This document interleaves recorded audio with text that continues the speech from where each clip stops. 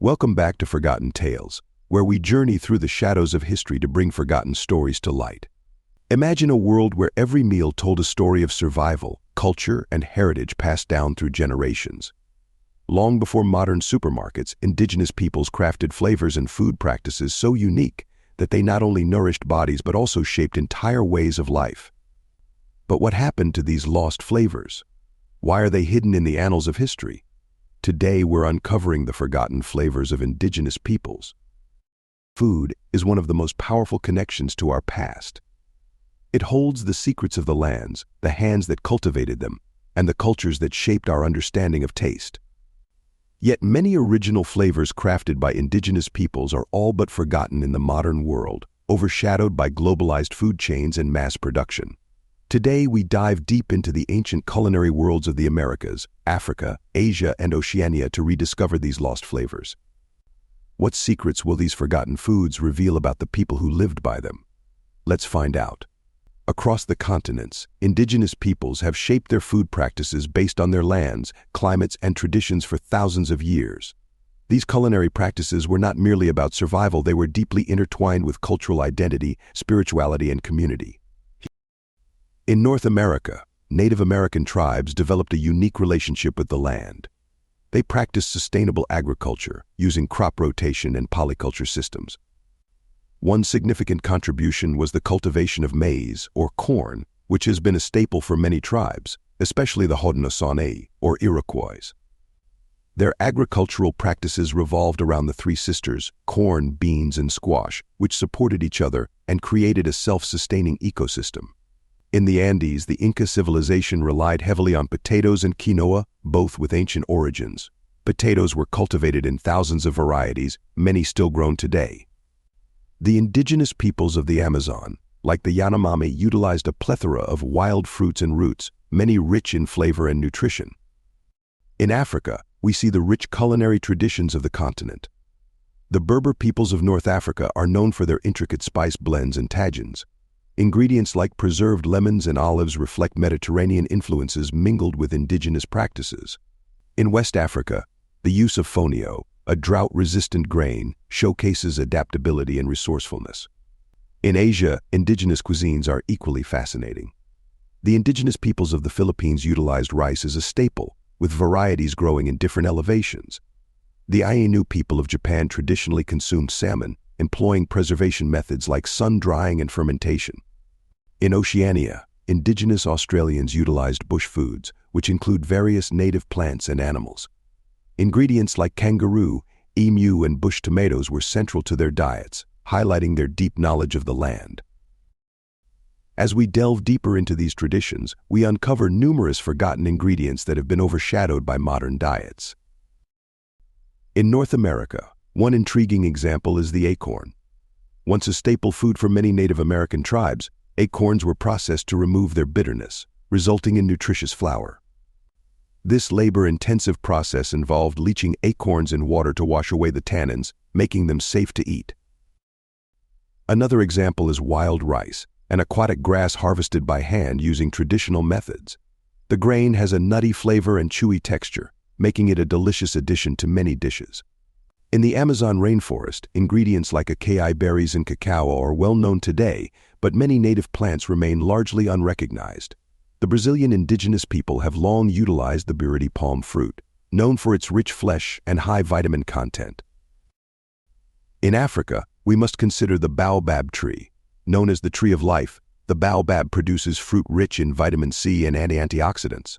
The pulp can be eaten raw or used to make drinks, while the seeds can be ground into a nutritious powder. In Asia, indigenous methods such as fermenting, pickling, and drying have allowed cultures to enjoy seasonal foods year-round. For example, in the Philippines, bagong, a fermented shrimp paste, adds depth to many dishes, offering umami flavor integral to Filipino cuisine. In Australia, bush foods like finger limes and wattleseed are gaining recognition but remain relatively unknown outside indigenous communities. Finger limes burst with flavor and are used in various dishes, while wattleseed, with its nutty taste, is ground into flour or used in baking. The cooking techniques employed by indigenous peoples also deserve attention. Pit cooking, found in many cultures, involves digging a pit, filling it with hot stones, and wrapping food in leaves before burying it for several hours. The result is tender, infused meats and vegetables with deep, smoky flavors. Smoking is another method that not only adds flavor but also preserves food for longer periods. Indigenous communities worldwide have used smoking to preserve fish, meats, and some vegetables, highlighting their understanding of food preservation. So where did these flavors go? The effects of colonization, forced assimilation, and the displacement of indigenous peoples led to the decline of many traditional food practices. In the Americas, indigenous foods like amaranth and wild rice were replaced by crops cultivated for mass agriculture. This dietary shift not only impacted health, but also eroded cultural identities closely tied to traditional food systems. As European colonizers expanded their territories, they imposed new diets and agricultural systems, often marginalizing indigenous foods and cooking methods. In Africa, this disruption was compounded by the slave trade, dismantling established foodways and introducing new culinary influences. Yet today there's a revival, a movement to reclaim and celebrate indigenous foods. Chefs like Sean Sherman, a member of the Oglala Lakota Sioux tribe, are at the forefront of this movement. Known as the Sioux chef, Sherman emphasizes using indigenous ingredients, creating dishes that honor Native American cuisine. His work includes educating others about these ingredients and their stories. Similarly, Australian chef Nornie Barrow is revitalizing indigenous cuisine by incorporating traditional bush foods into modern dishes. Her restaurant, Mabu Mabu, celebrates native ingredients while providing a platform for indigenous culture and identity. Through her work, Barrow bridges the gap between ancient practices and contemporary dining, demonstrating the versatility of bush foods. Food historians and organizations are working diligently to bring back traditional farming practices and revive nearly forgotten ingredients. Organizations like the Native American Food Sovereignty Alliance advocate for indigenous food systems, promoting sustainability and cultural heritage. These efforts highlight the importance of reconnecting with traditional food systems as a means of healing communities and preserving identities.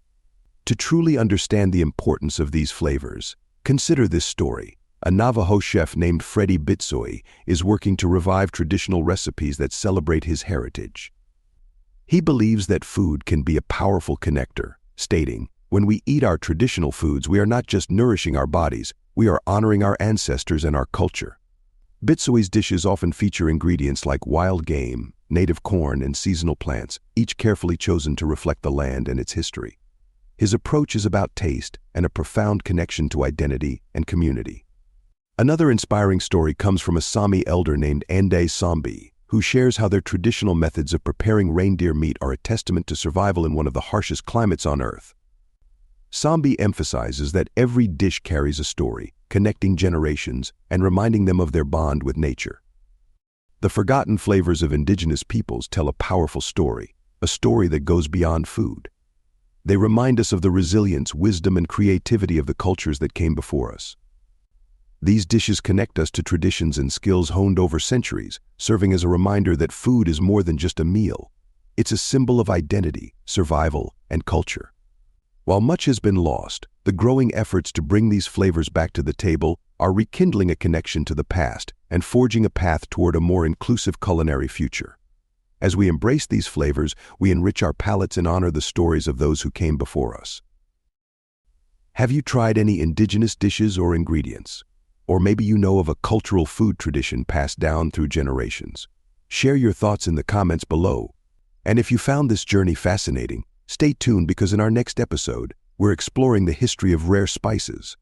From ancient trade routes to royal banquets, discover how rare spices transformed not only cuisines but entire empires. We'll delve into the stories of spice traders, the allure of exotic flavors, and how spices shaped the course of history. Stay tuned, you won't want to miss it. And as always, if you enjoyed this journey through time, hit the like button, share this video with fellow history lovers, and subscribe to our channel for more fascinating content.